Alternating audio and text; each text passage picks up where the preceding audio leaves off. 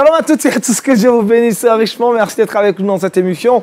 C'est avec beaucoup de joie et d'amour qu'on se retrouve tous les matins. C'est mercredi aujourd'hui dans une atmosphère familiale avec tonton Léon, le pasteur Bana également. On parlera des choses qui vous intéressent. Pasteur Bana, shalom. Shalom, Manuel. Vous allez bien? Oui, comme vous venez de dire, quand on s'élève le matin en vie, en bonne santé, une grande joie nous anime. Yes. Et je sens cette joie sur vous et l'ensemble des bien-aimés sur le plateau. Amen. Et pourquoi pas, je le crois pour tout ce peuple qui prend le plaisir de suivre LMTV, méditer ensemble avant de vaquer aux occupations quotidiennes. Demeure béni, merci pasteur. Josué Dioba, shalom. Shalom Aniel, shalom à tous. Comment va ce matin? Tout va bien, grâce à Dieu. Jésus-Christ. Kate, série. Oui, shalom. Dans une série de... Aniel, shalom, j'ai bien dormi. Voilà, je suis levé du bon pied, tout ça. Donc, il va bien, ça monsieur va. Série? Ah, il va très bien. Aniel. Tonton Léon. Oui, Shalom. bonjour Aniel et shalom à tous nos amis. Ça va? Oui, ça va. C'est toujours un plaisir renouvelé de retrouver nos amis pour pouvoir Alors aujourd'hui, partager le on va cœur parler de Dieu. de naissance. Oui, on va parler de naissance. La planification des naissances et le projet de Dieu. Et le projet de Dieu. Les gens doivent se dire, mais waouh, de quoi on va parler? Restez scotchés, vous verrez tout à l'heure. Naissance. Kate, ça va? Il n'y a pas Oui, une ça naissance va. en vue? Ah, bon, toujours en vue. Multipliez-vous, remplissez la terre. Voilà. Donc, ça viendra Elle est bien, certainement. Kate. Hein? Alors, le truc box. Alors, le truc box aujourd'hui, c'est souvent dans la nuit, on pleure beaucoup. Le pasteur a dit, c'est vrai, on a la vie, on est en bonne santé, mais parfois dans la nuit, beaucoup de choses se sont passées. Donc, on pleure, et puis après, on se réveille avec des cernes, le visage est gonflé. On dit, mais qu'est-ce qui s'est passé? Non, il n'y a rien, ma tête a tapé le mur. Ah ouais, il y a autre chose. Hein? Il y a tout à dire. Alors, moi, j'ai 3 astuces pour vous permettre d'en finir avec les cernes. Donc, pour vous débarrasser des cernes. Donc, quand tu te lèves le matin, avant de sortir de la chambre, tu fais l'astuce et puis tu sors. Ton visage est rayonnant. C'est même pas que quelque chose s'est Rayonnant de passé. gloire. Rayonnant de gloire. José Dioba avec toi dans Culture Actuelle, le saviez-vous? Culture Actu, on parle de 2 ouvrages. La foi d'Abraham est le premier ouvrage que je propose et le second est La science peut-elle tout expliquer? Et dans le saviez-vous, on part du côté des États-Unis où une conseillère éducative a été licenciée à cause de sa vision de l'homosexualité. Merci Josué, merci à Kate, tonton Léon au pasteur. Hein. Vous connaissez le programme de cette émission de ce matin. Plus besoin de vous lever, vous restez avec nous jusqu'à la fin de cette émission. Tellement de bonnes choses à savoir, mais aussi une méditation qui boostera votre foi ce matin et vous permettra de bien aborder cette journée. C'est dans Méditons ensemble.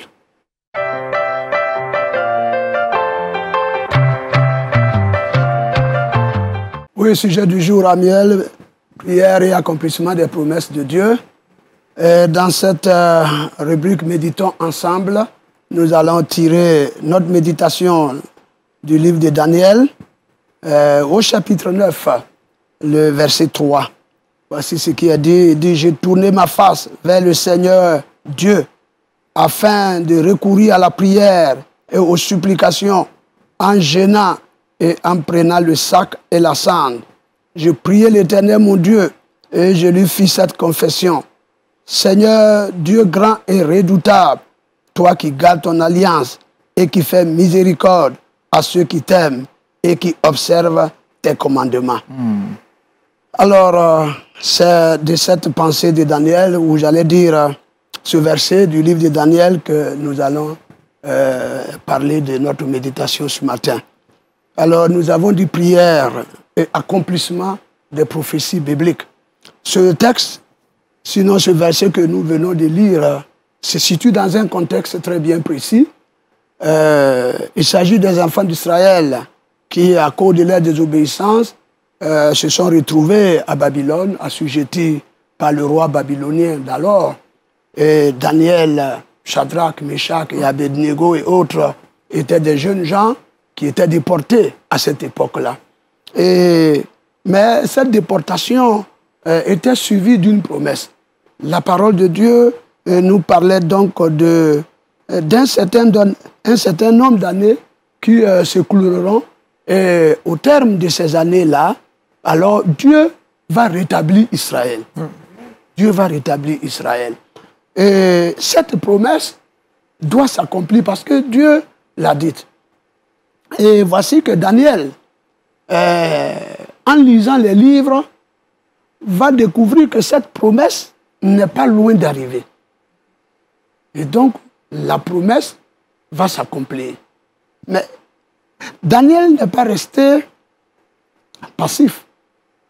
Pour l'accomplissement de cette promesse, il s'est mis à prier, à plaider et à garder foi dans ce Dieu de l'Alliance. Voici ce qui motive le choix de ce texte ce matin.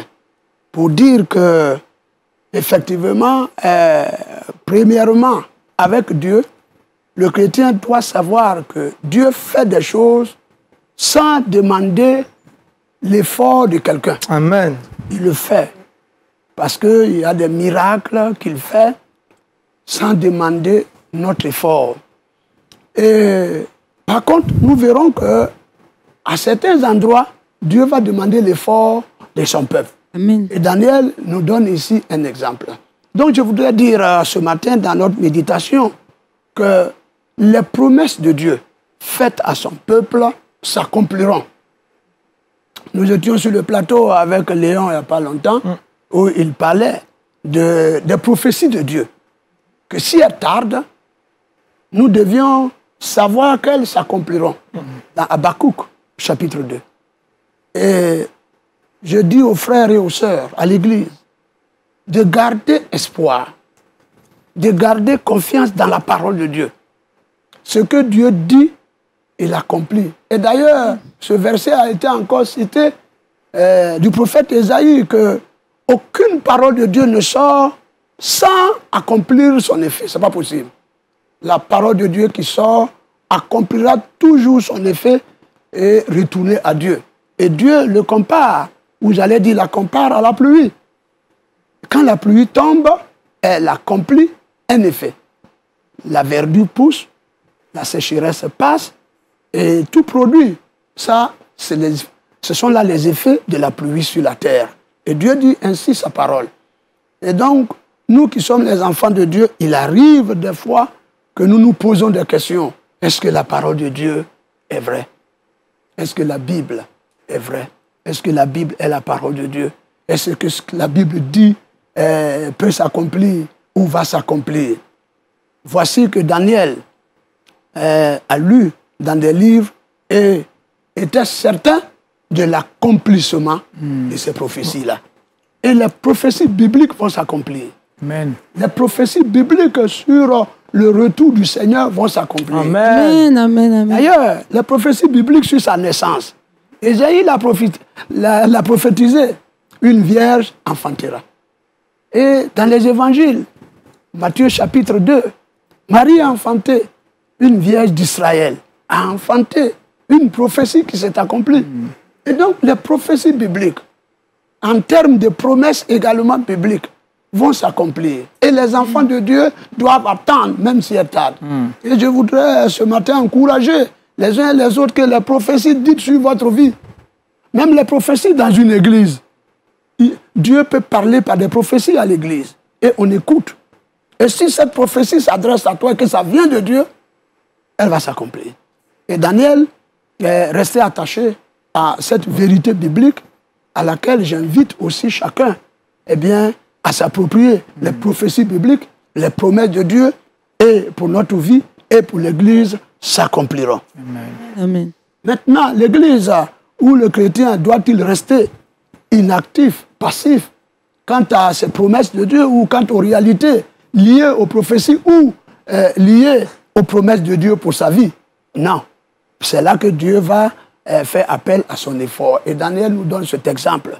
Pour l'accomplissement des prophéties, alors Daniel va se mettre à la prière. À la prière. Et je demande aux frères et aux sœurs de savoir que nous ne devons pas attendre tout tomber du ciel comme ça. Amen. Hein? Il y a bien des chrétiens qui pensent qu'il faut rester là les bras croisés et tout tombera du ciel. Non, là, ce n'est pas vrai. Ce n'est pas vrai. Bien que Dieu fait des choses sans l'effort de quelqu'un, ça c'est vrai. Et quand ce moment-là arrive, c'est quand l'homme ne peut plus, Dieu commence une œuvre. Amen. Amen. Et je prie que ce matin, là où tu es limité, se déclenche une action de Dieu. Alléluia. Au nom de Une Jésus. action de Dieu, parce que nous sommes des hommes. Et il arrive que nous sommes limités dans une situation. Et peut-être ce matin, quelqu'un est limité financièrement. Quelqu'un est limité au niveau de la santé, ne sait plus que faire. Mais Dieu, sans nous demander un effort quelconque, peut déclencher la solution. Amen. Un miracle. Ça, c'est possible. Et on prie que si quelqu'un, à ce stade-là, Dieu fasse pour lui. Maintenant, Dieu demande notre effort quand nous pouvons le faire. Alors ici, Daniel va prier. Et nous prions que nous demandons aux chrétiens de cultiver cette vie de prière. Cette vie de prière qui est, j'allais dire, un moyen de Dieu pour résoudre certaines situations. Daniel a prié. Et vous verrez dans son livre, toujours au chapitre 9 et le chapitre 10, un an du Seigneur va venir, dit à Daniel, le jour où tu t'es mis à prier, et dit ta prière a été exaucée. Il a même dit que le Seigneur a autorisé qu'un ange vienne te révéler, j'allais dire la solution. Mais le roi des Perses, c'est-à-dire les puissants des ténèbres, un démon est venu empêcher que l'ange vienne. Et Dieu a ordonné à un autre ange, l'ange Gabriel, qui est venu bouter du chemin de Daniel, ce démon, cet esprit qui empêchait. Alors, la prière de Daniel, à tout moment, et d'ailleurs, il a dit en son lit, il priait 3 fois par jour, levant les yeux vers Jérusalem, ouvrant ses fenêtres vers Jérusalem, il priait. Et voici que Dieu a autorisé un ange venir dégager du chemin de l'ange qui apportait la solution pour que Daniel rentre en possession de l'explication de cette vision. Alors, vous voyez la prière, c'est parce que Daniel priait. Nous demandons à nos chrétiens, aux frères et aux sœurs, serviteurs de Dieu que nous sommes, ne nous lassons pas de prier. D'ailleurs, l'Écriture le dira, priez sans cesse. Et chaque fois que nous pouvons prier, prions et nous verrons des résultats. Daniel a prié et a eu des résultats. Et aussi, Israël a été rétabli. Israël a été rétabli. Et nous bénissons Dieu parce que Israël a été rétabli. Et vous allez remarquer que dans l'histoire qui continue, alors vous verrez que tout ce qui s'est passé, quand vous lisez, l'histoire montre que les choses passaient de Jérusalem à Babylone. De Jérusalem à Babylone. Mais quand Daniel a prié et que Dieu a rétabli les choses, désormais c'était le contraire. Les choses passaient de Babylone à Jérusalem. C'est-à-dire que c'était une période de restitution. C'est que le roi de Babylone a volé, a dépouillé dans le camp d'Israël, est parti à Babylone. Dieu a fait le contraire. Ils ont ramené. Vous voyez les effets de la prière. Les effets de la prière peuvent changer la vie d'un homme. Les effets de la prière peuvent changer la situation d'un homme. Les effets de la prière peuvent ouvrir la porte à un homme. Les effets de la prière peuvent chasser les démons de l'opposition. Et les effets de la prière, c'est la restitution des choses que nous avons perdues ou volées par notre adversaire.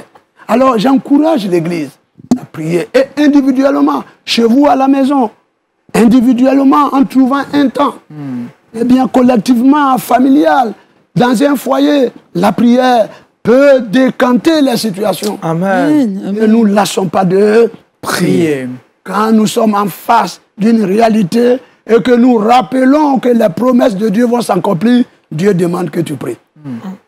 Alors, les éléments qui composent sa prière, Daniel a confessé les péchés, il a confessé les péchés du peuple. Nous sommes les hommes et bien souvent que nous reconnaissons notre incapacité. Et de deux, Daniel a reconnu que Dieu est grand. Et ça, j'aime beaucoup cela. Quand on dit que quelqu'un est grand, ben, on peut comprendre peut-être par la taille. Voilà. Mais quand on dit Dieu est grand, ce n'est pas une question de taille. C'est une question de puissance. C'est une question de force. Et le Dieu à qui nous adressons la prière est grand. Amen. Et Daniel a reconnu cela. Il dit Dieu est grand. Donc ça veut dire que Dieu est grand eh bien, par rapport à... et au-dessus de n'importe quelle situation. Les enfants d'Israël sont à Babylone, mais Dieu est grand et il est capable de les rétablir. Il reconnaît que Dieu est grand et il place sa foi en ce grand Dieu. Oh, je prie que également tout le peuple de Dieu voit Dieu au-dessus de nos situations. Amen. Voit la grandeur de Dieu. Malheureusement, souvent les chrétiens, nous regardons la taille de la situation au-dessus de Dieu. Mais Dieu est au-dessus de toutes les situations parce qu'il est grand. Amen. Et enfin, Daniel va dire, tu es le Dieu qui garde l'alliance. C'est-à-dire, tu es fidèle à ton alliance. Cette alliance que tu tisses entre l'homme et toi, tu gardes ton alliance, tu respectes ton alliance. Dieu n'a jamais failli à son alliance. Il est le Dieu de l'alliance. Et je prie que le chrétien reconnaisse que Dieu est le Dieu de l'alliance. Amen. Et ce qu'il a dit, alors qu'est-ce qu'il va faire? Puisqu'il tient à son alliance, il accomplira. Et Israël a été rétabli. Israël a reçu tout ce qu'il a perdu. Cela lui a été restitué. Et désormais, ce n'est plus de Jérusalem à Babylone, mais c'est de Babylone à Jérusalem. Et je prie que l'accomplissement des plans de Dieu et des voies de Dieu soit pour chacun ce matin. Amen. Parce qu'il est Amen. le Dieu de l'alliance. Amen. Amen. Il est le Dieu de l'alliance. Amen. Il est le Dieu de l'alliance. Il est le Dieu de l'alliance. Il est le Dieu de l'alliance. Merci, Pasteur Banner, pour cette exhortation. Tonton Léon, prière, certes, mais derrière cette prière, il y a l'accomplissement des promesses de Dieu dans nos vies. Dieu est fidèle. Il est le Dieu de l'alliance. Il est le Dieu de l'alliance, il tient son alliance et nos prières aussi déclenchent tout ce qui est lié à l'alliance. Voilà. Yes. Donc, notre part, c'est de prier, Yes. de rappeler ce que Dieu a mis en place. Et la prière, ce qui est efficace dans la prière, c'est que la prière peut retourner 3000 ans en arrière pour régler des situations. Et tu as les résultats ici, maintenant. Ça, c'est la puissance de la prière. C'est-à-dire, pour la prière, il n'y a pas de passé. Il n'y a pas de situation passée aussi loin. La prière peut aller toucher une situation ancestrale, une bénédiction cachée depuis 3000 ans. Et toi, tu commandes par l'alliance que cela s'accomplisse à partir de toi au nom de Jésus. Amen. Et ça, c'est notre grâce, c'est notre Amen. portion. Ouais. Gloire à Jésus-Christ. Kate, Moi, prière et déjà, accomplissement des promesses de je Dieu. commande que tous les liens, les adorations de ma famille depuis 3000 ans et Au nom de Jésus. là soient vaincus au nom de Jésus. Amen. Et que tout revienne à moi. Amen. J'imagine tes ancêtres de 3000 ans. Comment ils sont. Moi, j'ai une question, pasteur. Alors, Véritable pasteur, souci. généralement, à l'église, on dit pour provoquer la prophétie. Donc, il y a un panier qui est là, on met quelque chose dans le panier, provoque la prophétie. Celui qui me donne 100 000 francs tout de suite, je veux prophétiser sur sa vie, pasteur. Alors, est-ce qu'on peut provoquer la prophétie? Bien, en même temps que nous croyons à l'accomplissement des prophéties de Dieu, il faut que nous puissions, j'allais dire, veiller à ne pas tomber dans des fausses révélations, Amen. dans des fausses prophéties, mais aussi dans des fausses pratiques. Voyez-vous, Dieu, nous voyons ici par la prière. Vous voyez, par la prière. Et aussi bien, ça peut être une autre action qu'on peut mener. On peut mener une autre action. On peut faire un don, on peut faire une offrande. Vous voyez? Maintenant, les expressions que nous utilisons, il faut savoir le contexte dans lequel les gens parlent. Si vous n'êtes pas là-bas, il ne faut pas condamner. Faut pas condamner. Voilà, parce que vous n'étiez pas là-bas. Je ne sais pas pourquoi il a dit provoquer Prophétie. la prophétie. C'est contextuel. Je ne sais pas le contexte, je ne sais pas ce qu'il a prêché. Et si vous condamnez tout de suite, ben vous aussi vous devenez extrémiste. Voilà, vous devenez extrémiste. Mais si vous voyez le contexte et que ça ne correspond pas aux vérités bibliques, c'est là que vous pouvez dire, ah non, Attention. attention. Donc, je veux savoir, Voilà ce au-delà que je de veux la dire. prière, Voilà. il y a d'autres moyens de provoquer la prophétie. Ben, au-delà de la prière, vous voyez, Salomon, par exemple, quand il a construit le temple, voilà, et il a fait une prière à Dieu. Voilà. Et dans la prière, il avait demandé la prière pour la nation, mais aussi pour le peuple. Mais après cela, Salomon a fait des sacrifices d'animaux. plus de 1000, j'allais dire, brebis qu'il a sacrifiées. Donc, il a fait des sacrifices. Donc, il y a ici des sacrifices qu'on peut faire.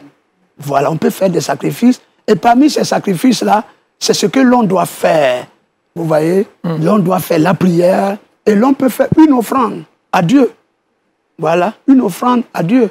Et quand Salomon a fait cette offrande-là à Dieu, alors la parole de Dieu nous dit que la gloire de Dieu remplit le temple. Amen. Amen. En réponse de ce que Salomon a fait. À son offrande. À son offrande. Voilà. Mais comme je le dis, il faut toujours veiller à ce qu'on ne s'écarte pas de la vérité biblique. Autrement, ça devient des astuces pour soutirer l'argent à des gens. De la manipulation. Voilà, de la manipulation. Et là, quand les gens discernent ça, on vous place au compte des faux prophètes et des faux pasteurs. Et là, c'est pas intéressant. Ça peut être intéressant. Amen. Pasteur, vous allez prier pour nous ce matin. Merci. Demandez au Saint-Esprit de nous aider à avoir une vie de prière Voilà. pour expérimenter et vivre l'accomplissement des promesses de Dieu dans nos vies. Allez-y, Pasteur. Alléluia.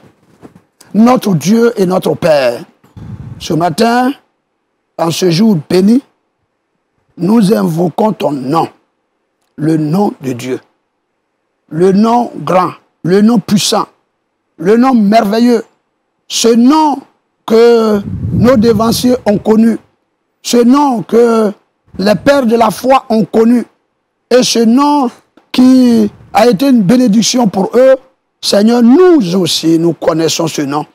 Nous prions que ce matin, ce nom soit une bénédiction pour nous. Et nous prions aussi que ce Dieu de l'Alliance, ce Dieu des prophéties, ce Dieu des promesses, et qui dit et qui l'accomplit, Seigneur, oh Dieu, soit toujours à l'œuvre, à l'égard, en faveur de ses enfants, pour l'accomplissement, Seigneur, de ta parole. Seigneur, ce qui s'adresse à nos vies et aux événements de ce monde.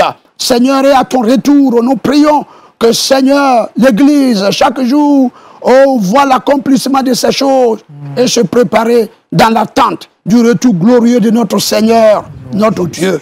Mais aussi pour notre existence ici-bas, des promesses s'accompliront pour nous, de protection, de bénédiction, Seigneur, de direction de Dieu et également d'accomplissement des grâces que tu as dites sur notre vie. Ces choses s'accomplissent. Oui, Seigneur, ces choses s'accomplissent et pour nous, jusqu'à la 1000e génération de notre vie, de notre postérité qui craint ton nom. Ainsi déclare la parole de Dieu. Je prie également que, Seigneur, nous puissions faire des efforts dans la prière, faire des efforts dans les sacrifices, car si tu fais tout, Père, sans nous, tu fais aussi d'autres, en comptant sur l'effort de chacun. Que nous puissions chaque jour nous mettre devant toi, plaider, oh Seigneur, crier, chercher ta face, et tu agiras en notre faveur. À toi ce soit la gloire. Bénis cette matinée, bénis la journée et cette semaine, et tous les jours, bénis ton peuple, afin que chacun expérimente l'accomplissement des grâces de Dieu dans sa vie. À toi seul soit la gloire, au nom de Jésus. Amen. Amen. Prière et accomplissement des promesses de Dieu. Avec Josué Dioba, nous parlons culture chrétienne, c'est dans Culture Actuelle, c'est maintenant.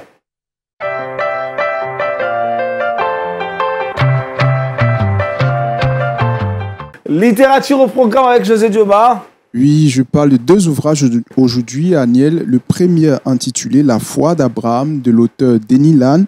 Alors, c'est un ouvrage qui est composé de 189 pages dans lequel nous découvrons l'histoire d'un homme de la Bible appelé l'ami de Dieu, le père des croyants, qui a payé le prix de sa fidélité à Dieu dans les épreuves. On le sait, dans le livre de Genèse, on a vu Dieu qui a demandé à Abraham de sacrifier son fils, son unique, parce que Isaac, qui était le fils de la promesse face à Ismaël, qui avait été conçu dans l'impatience d'Abraham, et celui-ci n'a pas douté, et il est allé jusqu'au bout. Il a décidé de sacrifier ce fils-là pour témoigner de son amour et de sa fidélité à Dieu, donc de sa foi.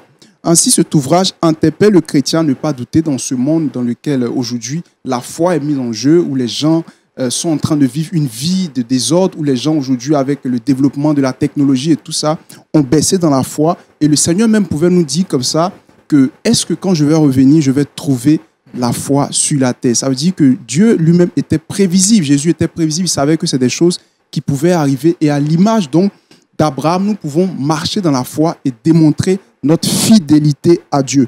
En d'autres termes, la foi se manifeste uniquement par les épreuves. C'est dans les épreuves qu'on peut tester notre foi.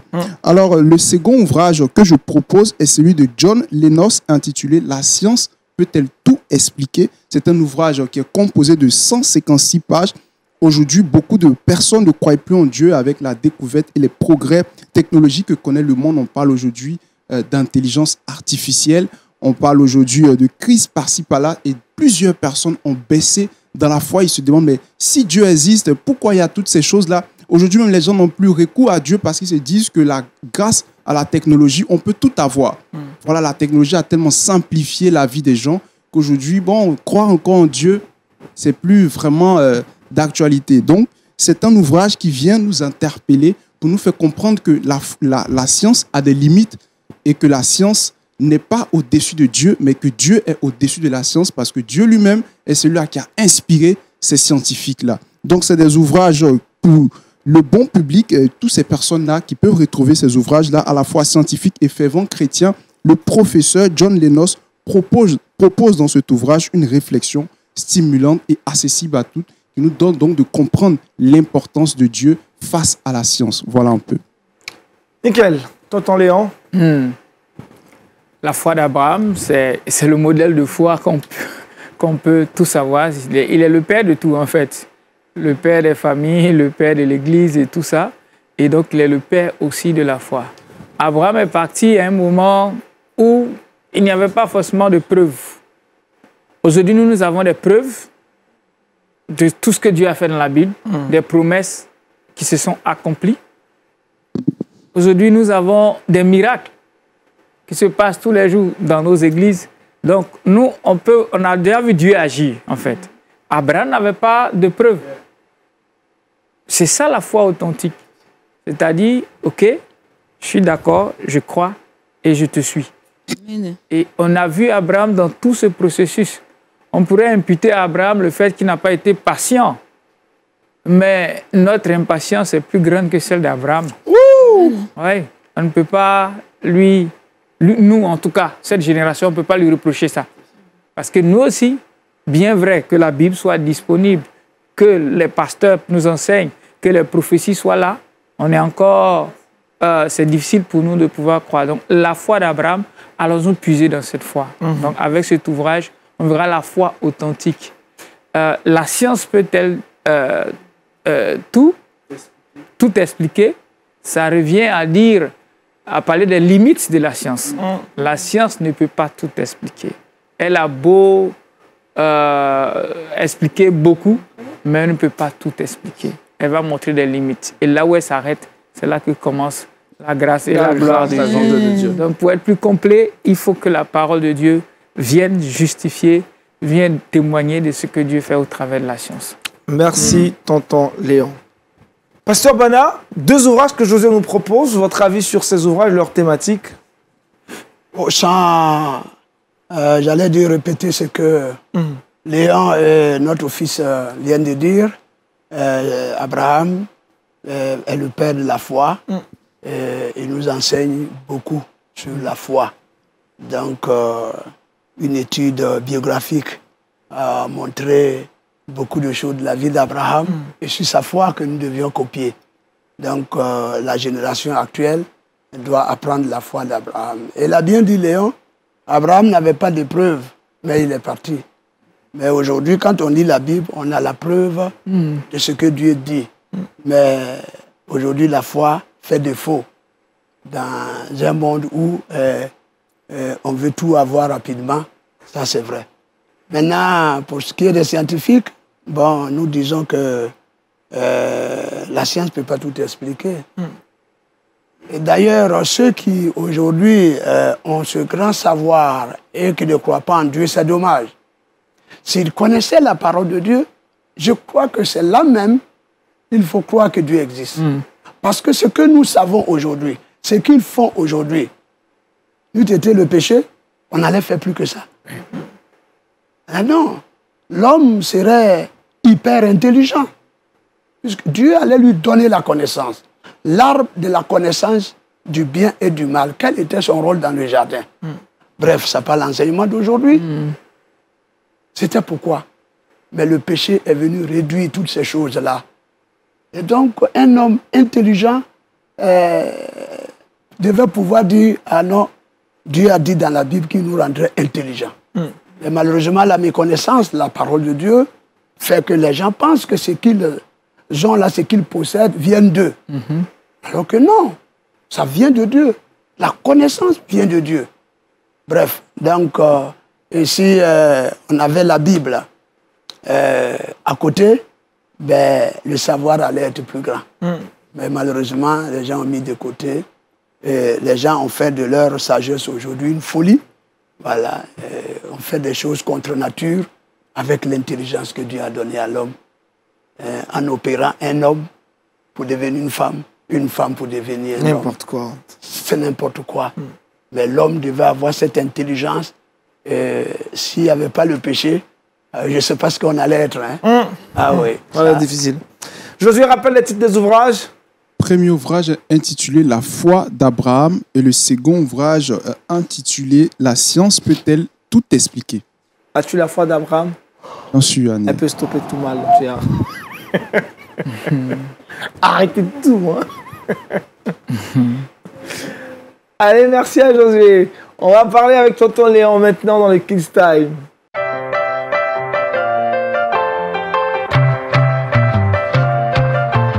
La planification des naissances et le projet de Dieu. Tonton Léon, dites-nous tout sur ce rapport. Est-ce qu'il y a une corrélation entre la planification et le projet de Dieu? Tout à fait. Merci, Aniel. Quand on parle de planification des naissances, on voit déjà planning familial. On voit déjà la venue des enfants. Quand est-ce qu'on doit faire des enfants? Il y a beaucoup de questions. Là, j'aimerais partager des réflexions, c'est-à-dire des observations. Et j'aimerais vraiment encourager ceux qui auront l'occasion de suivre l'émission à creuser le sujet. C'est assez important. La planification des naissances dans le projet de Dieu. Quand nous lisons Luc, le chapitre 14, le verset 28, « Car lequel de vous, s'il veut bâtir une tour, ne s'assied d'abord pour calculer la dépense et voir s'il a de quoi la terminer. » Verset 29, « De peur qu'après avoir posé les fondements, il ne puisse l'achever et que tous ceux qui le verront ne se mettent à le railler. » Donc, ce passage nous ramène à la planification, c'est-à-dire à prévoir ce que nous voulons faire, à prendre des dispositions pour le faire et même à prévoir le facteur risque. Pour tous ceux qui sont dans le domaine de planification, entreprise et planning, tout ça, vous parlerez toujours du facteur risque. C'est-à-dire, un bon projet, il faut toujours prévoir un facteur risque. Si ça arrive, est-ce que le projet tient? Si le projet ne tient pas, qu'est-ce qu'on peut faire pour que ça tienne?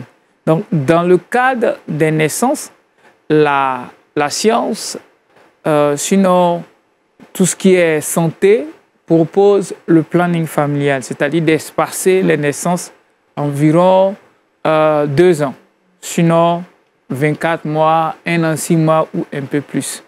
Biologiquement, les scientifiques, on en parlait tout à l'heure avec Josué, ont compris que ce temps d'intervalle permet à la mère de récupérer, à remonter des ressources et tout ça, et c'est bon pour l'éducation des enfants. Tout ça, c'est super. Dieu est d'accord avec le fait que vous planifiez la venue d'un enfant. Dieu est d'accord que vous ne vouliez pas faire beaucoup d'enfants. Aujourd'hui, quand tu demandes à l'église, sinon aux jeunes couples, on veut en faire 2, on veut en faire 2, souvent même 1. C'est rare ceux qui disent je veux faire 3, 4 et 5. C'est super. On est dans un monde difficile où il faut batailler pour avoir des ressources. Donc, c'est sage de dire je veux faire des enfants et je veux avoir les moyens de pouvoir m'en occuper. C'est bon, tout ça c'est bon. Mais parfois tout ça aussi fait perdre beaucoup de choses au royaume. C'est-à-dire, on tient seulement compte de nos prévisions terrestres, de nos projets personnels. Qu'est-ce que Dieu gagne au fait que j'ai 1 ou 2 enfants ou que j'ai 3, 4, 5 enfants? Si on parle du fait que l'enfant est un projet de Dieu, c'est-à-dire c'est lui qui nous confie le projet, n'est-ce pas? Quand vous êtes quand vous dirigez un projet, on vous confie le projet. Quand vous confiez le projet, qu'est-ce qu'on vous confie avec? Tous les moyens nécessaires pour pouvoir mener à bien ce projet. Vous avez l'équipement pour conduire ce projet à bien. Mais vous n'avez pas les finances. Vous n'avez pas tout ce qui est technique. Donc, celui qui vous confie le projet met à votre disposition tous les éléments pour faire conduire le projet à bien. Quand Dieu donne un enfant, c'est un kit. Il y a une grâce particulière, une bénédiction qui accompagne un enfant. Il ne nous donne pas un enfant pour créer un stress ou bien une pression. OK? Si je pars de là, ça veut dire planifier de l'argent pour éduquer un enfant, c'est sage. Mais en même temps, l'éducation d'un enfant n'est pas seulement liée à l'aspect financier. Beaucoup ont eu de l'argent, ont planifié des comptes bancaires, mais ont raté l'éducation. Donc, ce qui veut dire quelque part, il y a une part de grâce et de souveraineté de Dieu. Et c'est de cette partie-là que je veux aborder aujourd'hui. Aujourd'hui, qu'est-ce qu'on a constaté? Quand tu prends une classe de lycée, d'école primaire, par exemple, dans une classe de CPR, s'il y a 50 enfants, on a à peine 5 enfants de famille chrétienne. OK? Quand je dis 5, ça veut dire des familles chrétiennes, réellement chrétiennes. Donc 5 enfants, et chacun a un, n'est-ce pas? Ça fait 5. Il y a le reste. Dans les 45, ils ne sont pas chrétiens. OK? Donc, ils ont un esprit, ils ont une influence. Peut-être l'enseignant n'est pas chrétien. Donc, nos enfants vont dans une jungle, en fait. Ils vont dans un endroit où ils ne sont que 5. Il y a 45 influences négatives. Donc, beaucoup de parents chrétiens aujourd'hui se plaignent. On a l'impression qu'avec tout ce qu'on a donné à nos enfants, avec l'école du dimanche, les parents chrétiens font leurs efforts. L'Église fait des efforts. Mais on a l'impression que le résultat, on s'en plaint. Mais qu'est-ce qui se passe? Parce qu'il n'y a pas l'équilibre des forces. Pour 5 chrétiens, il y a 45 enfants qui ne sont pas chrétiens. Donc, du lundi au vendredi, ils sont sous l'influence des 45. Ils sont dans un monde extrêmement dangereux. Donc, tout ce qu'on leur communique est fortement défié. Sans compter que nous-mêmes, on a les défis pour pouvoir leur communiquer. OK? Ça, c'est un premier élément. Le premier élément, ça veut dire, si je monte à l'échelle mondiale, ça veut dire si sur 7 milliards d'habitants pour la population mondiale, de plus en plus, on aura moins d'enfants chrétiens.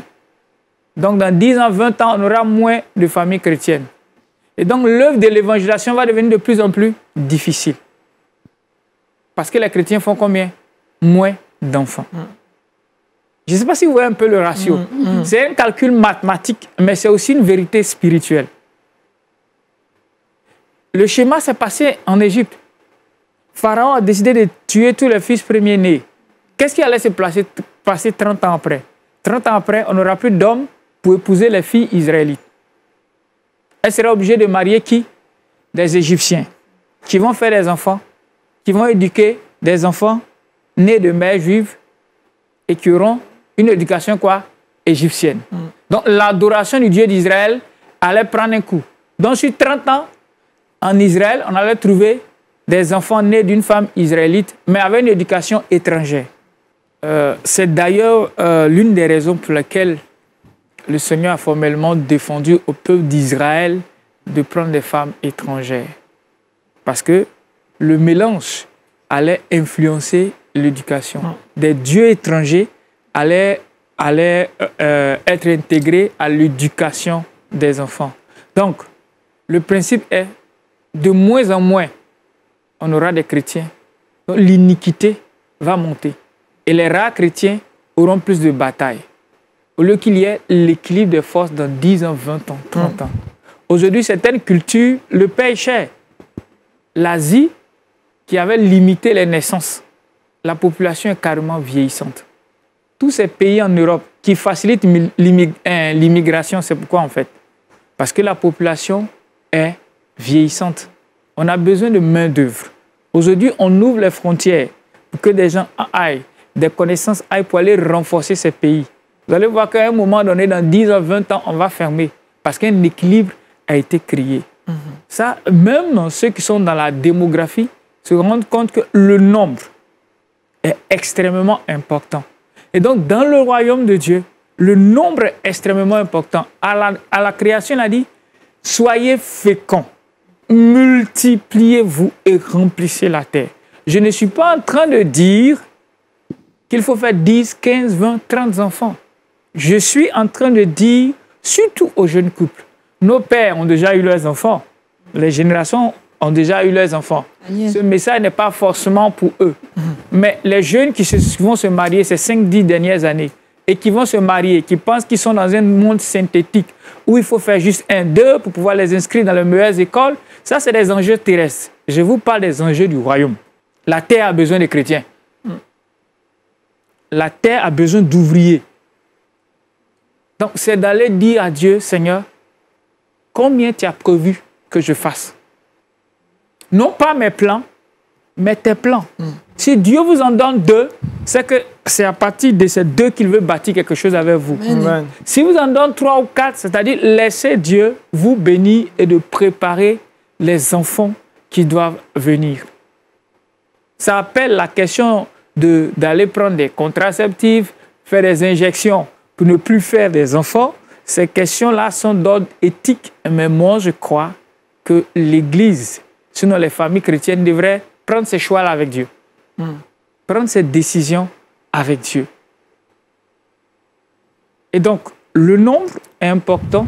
Donc, les naissances, la planification est importante pour les intérêts du royaume. Ce que moi j'encourage aux jeunes couples, quand vous mariez, les 10 années qui viennent, prenez pour faire vos enfants. En 10 ans, si on prend 2 ans, on a combien d'enfants? On en a 5. Même si on veut faire 3, on veut faire 4 et tout ça, on a le temps pour faire. Et je vous assure, il est plus facile d'éduquer 3 enfants que d'en éduquer 1. 3 enfants qui sont dans le même cycle, qui ont à peine 2 ans, c'est le même investissement spirituel, c'est le même investissement, même financièrement. Parce qu'ils seront au CP1, au CE1, au CM2, on peut partager certaines ressources. Mais quand des enfants ont pratiquement 5 ans, 6 ans d'espacement, ça, s'il y a des problèmes de santé, je comprends. Mais si c'est vous qui décidez, regardez le défi qui va se poser. Votre premier fils a 12 ans. L'enfant qui suit, il a 5 ans. Ils sont dans 2 cycles différents. Donc, vous serez à un moment donné dispersés. Vous aurez tendance à vous consacrer au plus petit et on perd le plus grand. Ou bien on se concentre sur le plus grand et on perd le plus petit. Quand ils sont dans la tranche d'âge, même s'ils sont 3 ou 4, on va trouver que vous en faites trop. Mais vous êtes dans un mouvement d'ensemble. Les premiers enfants viennent dans des temps difficiles. Dans 10 ans, Dieu vous aurait béni. Et dans 30 ans, 40 ans, on se réjouit. Pasteur Bana, Papa Bana et grand-père. Mais quand vous vous faites 2, et que vous êtes marié à 40 ans, à 60 ans, votre premier fils, à quel âge? Il a 20 ans. Vous devenez grand-père de votre premier fils.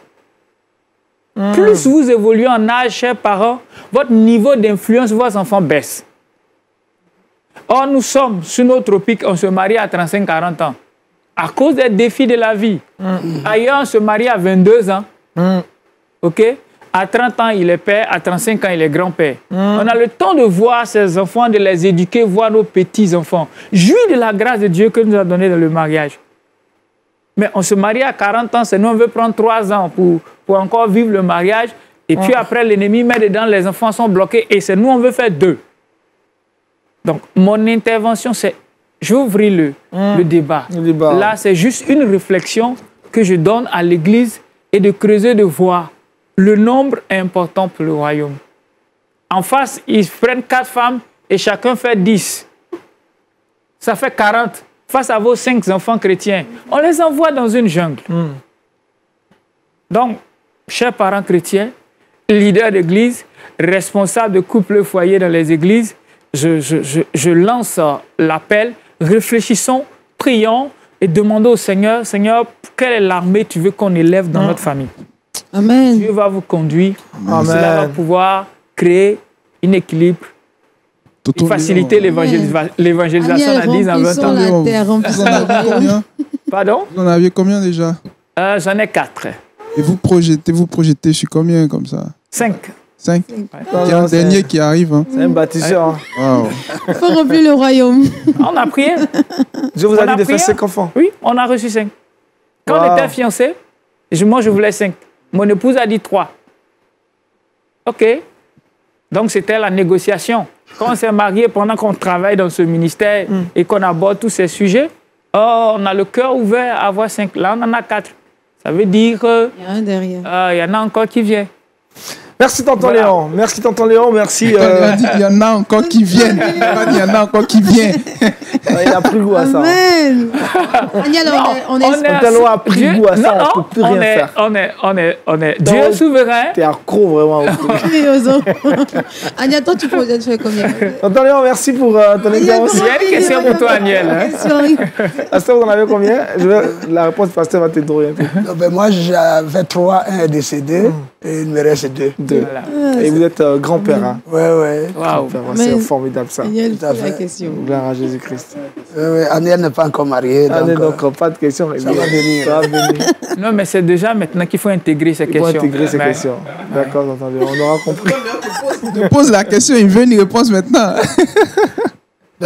Aniel va discuter avec ça. Ouais, C'est sa Je vais question des discuter avec ma internautes. fiancée, puis on vous fera un retour. Vous Peut-être je te harmonisez. reviendrai. Je te reviendrai. d'accord. En présence de tonton Léon, il sera témoin. Et justement, on retrouve Kate maintenant dans le Trickbox.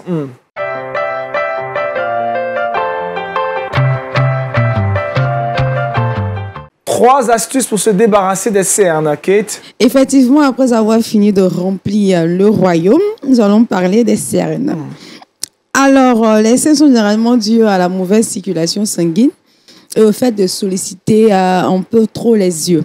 Donc, prenez un stylo et un bloc-notes pour noter ces différentes astuces. Premièrement, l'eau froide. C'est tellement simple. Il vous suffit d'appliquer des compresses imbibées d'eau froide sur les yeux. Donc, sur le contour des yeux pendant quelques minutes et vous verrez que les cernes vont diminuer de volume, tout simplement. Deuxièmement, le concombre. Alors, le concombre est composé de 95% d'eau. Alors, il est le fruit, je dirais, idéal pour hydrater la peau et surtout le contour des yeux que nous savons très fragile.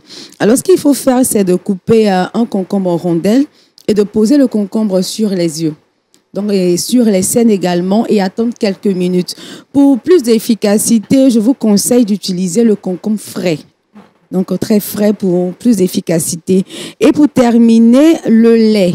Donc, nous allons également utiliser le lait froid. Alors, comment est-ce qu'il faut l'utiliser? On va tout simplement prendre encore des compresses et imbiber ces compresses-là de lait froid et les poser sur les yeux et les contours des yeux pendant quelques minutes pour avoir un bon résultat. Voilà. Oh, super. Hein? 3 astuces simples. Hein? Tu peux le rappeler? L'eau froide, comment on utilise ça?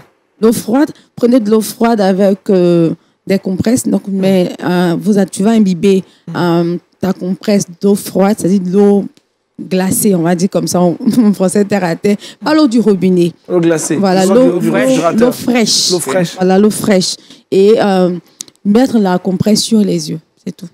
Ah, ok, super. Merci, Kate. On va donner ça à Josué Joba. Josué Joba, tu es prêt? Après, mais est-ce qu'elle peut rappeler les 3 astuces? 3 astuces. D'accord, donc de l'eau fraîche, Notez, hein. le concombre et le lait froid. Et le lait froid. Ah. D'accord. Pas le lait frais. Hein. Pas frais, Le lait froid. Le froid. Allez, on retrouve Josué Joba maintenant en fin d'émission dans les Saviez-vous.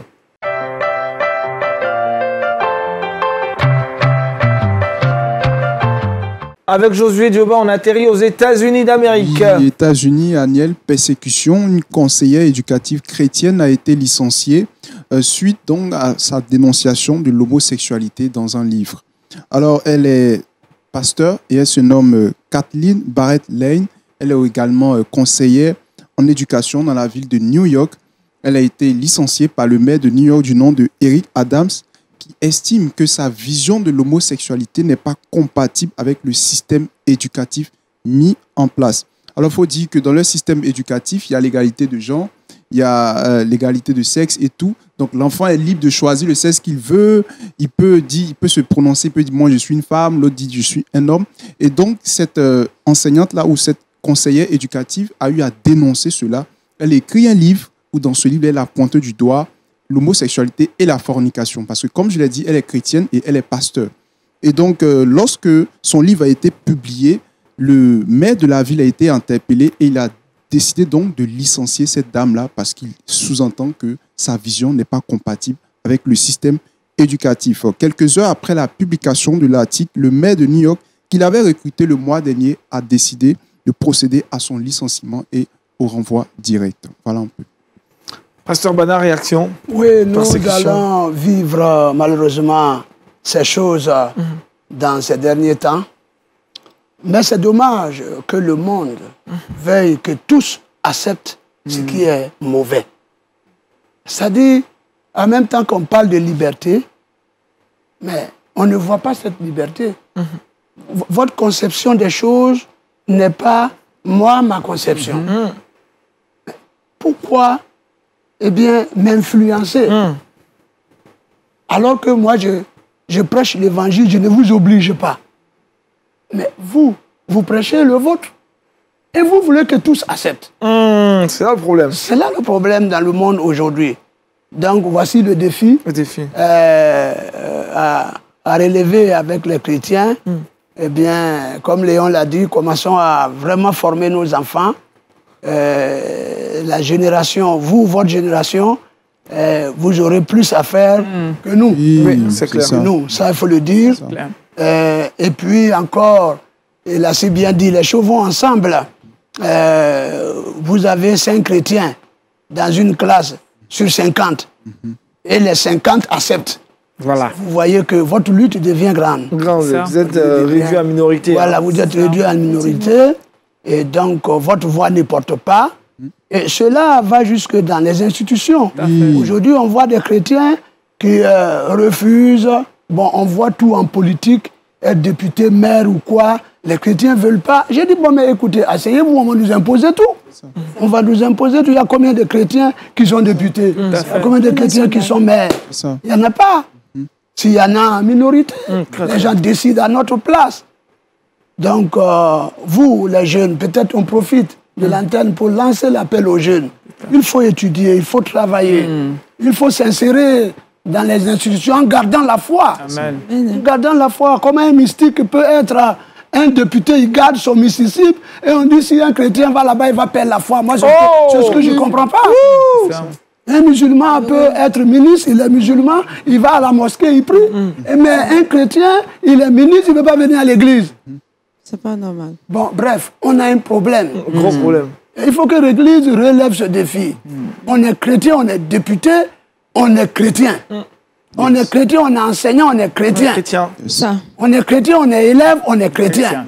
Voilà, j'affirme ma foi, je vis ma foi, je ne me laisse pas influencer. Bien, donc c'est le grand défi que la jeunesse chrétienne relève ce défi et bosse parce que le monde de demain ne sera pas meilleur et c'est vous et vos enfants. Et nous, c'est vous nos enfants. Oui. Donc que le Seigneur vous soutienne. Amen. Que le Seigneur garde l'Église. Amen. Venant du Père, c'est une grâce et une bénédiction. Léon, réaction? Oui, je pense que papa a tout dit. Alors, on va rien dire. Ce maire sous pression, en fait. Ce maire, en la recrutant, il savait qu'elle est, dans son CV, c'est sûr qu'elle est pasteur. Et il sait qu'en tant que pasteur, c'est des choses avec lesquelles elle ne va pas accepter aussi facilement. Mais pourquoi elle l'a recruté? Mais comme papa le disait, c'est parce qu'autour de ses maires, ses supporters, ses soutiens, surtout dans la politique américaine, les soutiens financiers, c'est eux qui pèsent sur les décisions. Il a dû subir une pression pour pouvoir la renvoyer. Imaginez qu'autour de ce maire, parmi ses conseillers, la majorité avait une foi chrétienne. Ils avaient même fait la promotion de ce livre. Parce qu'on n'y est pas. On n'y est pas. Absent. On n'y est pas. Et même, on n'est pas nombreux. Donc, on va tous rester à l'église, au groupe musical et tout ça, et c'est fini. Personne ne va s'intéresser à la politique, puisqu'on n'est pas nombreux. Soit on devient pasteur, on devient serviteur de Dieu, on devient enseignant et c'est fini. Mais si tu as 5, et que tu as 5 dans 5 sphères de la société, vous voyez ce que ça donne? Merci, tonton Léon. Kate, le verset boussole. Verset boussole, Daniel 9, verset 3. Je tournais ma face vers le Seigneur Dieu afin de recourir à la prière et aux supplications, en jeûnant et en prenant le sac et la cendre. Amen. Amen. Amen. Prière et Amen, accomplissement amen. des promesses de Dieu. Sur Priez, les priez, priez, internautes. vous verrez l'accomplissement des promesses de Dieu dans vos vies. José, je parle la question de l'internaute. Oui, tonton Léon, la question de l'internaute aujourd'hui, peut-on payer la dîme de l'argent reçu d'un jeu de paris, d'un jeu de hasard? Merci pour la question. Le souci même, c'est le jeu des hasards. Tout à fait. Donc, ce n'est pas l'argent. OK? Le jeu des hasards, la parole de Dieu nous l'interdit. D'accord? Donc, à la base, cet argent, il ne concerne pas la dîme et les offrandes de Dieu. Donc, rien de cet argent ne peut être utile au point d'enlever la dîme. Ok. Pasteur Bana. Oui, oui, tout à fait. Le problème n'est pas la question de l'argent. La question, c'est la source de provenance, L'origine. l'origine. Donc, que ce soit la loterie, que ce soit d'autres activités, quand l'activité n'est pas propre, La prostitution, on va dire. voilà, quand l'activité n'est pas propre, l'argent qu'elle génère ne peut pas être apporté dans la maison de Dieu. Si un homme de Dieu le sait et qu'il prend, c'est dommage. Mais bon, aujourd'hui, les gens viennent à l'église, la dîme, on ne sait pas trop les activités de tout le monde. C'est utile pour l'Église. Ben, quand vous ne savez pas, les gens utilisent. Puisque à la comptabilité, on ne fouille pas pour savoir les billets, si ça vient. Mais il y a des gens dont on sait les activités. Il vient à l'église, il donne sa dîme au pasteur, vous ne devez pas prendre. Oui, vous devez lui dire que vous ne prenez pas. Vous ne devez pas prendre. Quelqu'un va jouer à la loterie, il a 50 millions, et je l'ai vu à la télévision tourner l'histoire là, et puis bon, il se présente dans mon bureau. 50 millions, la dîme, c'est combien? 5 millions. 5 millions, je ne prendrai pas. Peut-être d'aucuns diront, le monsieur là assis sur le podium, à la télévision, il parle, mais si on va dans son bureau, mais ce que je dis, je le dis vrai de tout mon cœur. Je ne prendrai pas. Et je sais que Dieu n'a jamais abandonné ses enfants fidèles. Amen. Non, non, non, non. Et il faut encourager les gens à se détacher des mauvaises voies pour la bonne voie et réussir proprement. Et cet argent est une bénédiction, et pour l'individu, et pour l'Église. Amen. Sinon, ça devient même un problème. Et les problèmes de certaines églises proviennent de là. Oui. Quand on laisse faire et que des gens viennent avec de l'argent des sources douteuses et malsaines, et vous prenez, ben, vous polluez l'Église. Ça peut être un autre débat. Mais je me rejoins à mon frère. Si l'activité n'est pas propre, alors l'argent qu'elle génère n'est pas propre. Merci, Pasteur Sinon, Bana. c'est Merci, du tonton Léon. blanchiment. C'est du blanchiment. Même l'argent du blanchiment, il faut refuser aussi. Ouais. Ah oui, oui, oui, il faut refuser. C'est vrai qu'au niveau de l'Église, vous ne pouvez pas C'est tout dur, contrôler. hein, pasteur. Non, vous ne pouvez pas tout contrôler. Ça, je le dis. Mais ce qu'on sait, Oui. c'est-à-dire quand tu le sais, il ne faut pas prendre. Mais bon, à l'église dimanche, on n'a pas un détecteur de l'origine des moyens que les gens déposent dans l'église. Là, il faut comprendre. Voilà, sinon le dimanche, le pasteur va dire, Aniel, où tu as travaillé hier? Jésus, où tu étais hier? Avant, bon, là, ça serait On ne difficile. s'en sortirait pas. Hein, On s'en sortirait pas. Ah. Mais quand on le sait, il faut plutôt encourager ces personnes à quitter ces milieux. Le temps, c'est le temps qui presse. Mais il y a une dame dans mon église. Actuellement, elle vit. C'est elle qui s'occupait de la loterie. Elle est à l'église. La loterie ivoirienne. Et il y a un frère qui a allé acheter des choses et puis il a tiré la loterie. Ils ont pris son nom. Il dit non, que lui ne va pas jouer. Et il a expliqué à un autre frère de l'église. Il dit, qu'est-ce que tu racontes? Donne-moi le ticket. Il part, il trouve la sœur. La sœur est dans notre église. La sœur lui dit, mais ce n'est pas toi. Celui qui a tiré, je le connais, qu'il vienne. Elle n'était pas chrétienne. Hein. Et le monsieur est parti. Il dit, madame, je suis chrétien. Je ne joue pas à la loterie. Je ne veux pas. Et puis il a refusé. Le frère l'autre frère là, qui a pris le ticket, il est parti. Il a causé à la dame. Il dit non, il dit, il est chrétien. Est-ce que quand je vais aller à l'église, on saura d'où vient cet argent? Il a joué. Il a eu non seulement il a eu 1 million, alors que c'était des shows, quand vous voyez à la télévision, c'est 30 millions. Il était sûr que Dieu allait lui donner le jackpot. Et il a eu 1 million. Quand il est sorti, il a pleuré comme un bébé. Il dit, Seigneur, j'ai compromis ma foi. Il a pleuré devant la dame.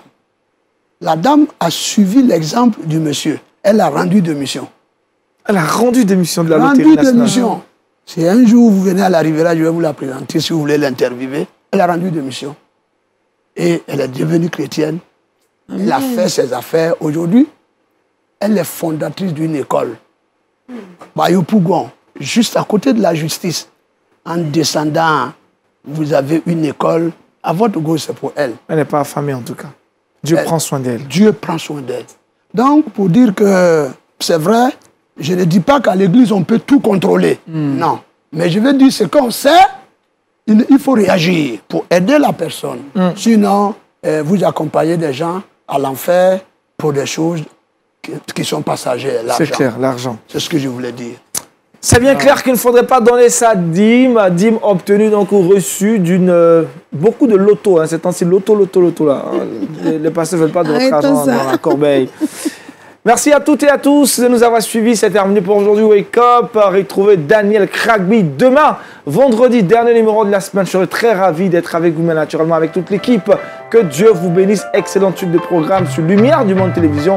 La vie chez vous. Shalom. Shalom.